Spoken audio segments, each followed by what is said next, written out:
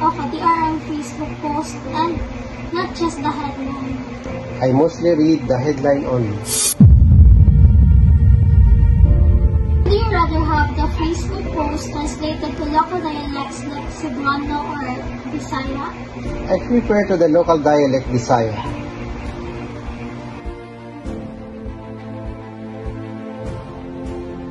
How confident are you that you can comprehend the English used during this post? I think 80% lang kay dili man namang goy sa uban mga English words nga ginagamit sa mga government na like deeper jud kayo need nimo siya mag-translate.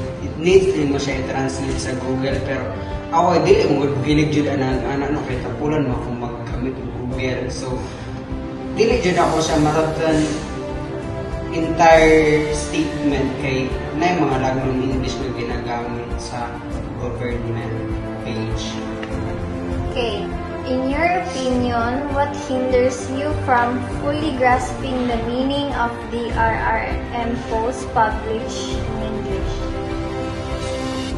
Kanang mga akong giingon gana kanang mga deep meaning gani nila kanang mga laglong na English nga ilang ginagamit no mo na hinder na dili lang sa ako sa pati sad sa uban mo na isa na then through that kanang magamit sila mga laglong nga English makalid siya og misinterpret ang isa ka post or isa ka article sa government kay maglisod man og understand ang mga tao.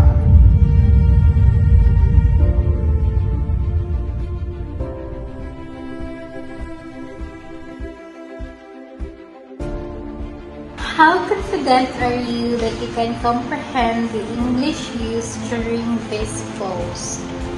Usahay lang kay di kayo masabtan yung ilang laglong kay nga English.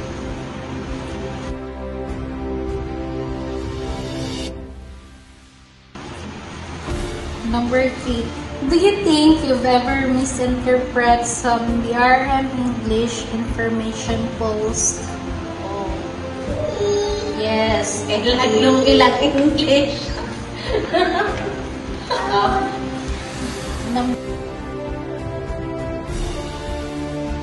Would you rather have the Facebook post translated to local dialects like Cebuano or Bisaya?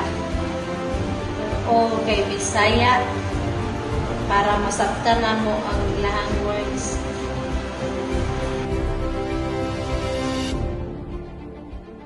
Usual method for determining the authenticity of the DRM post. Kanang saan ganin mo pag determine if ang post ba is inyon or dili.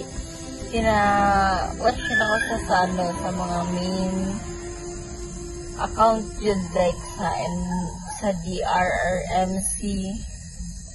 Kinatanong yun ako Pinoy like wala bigay fake.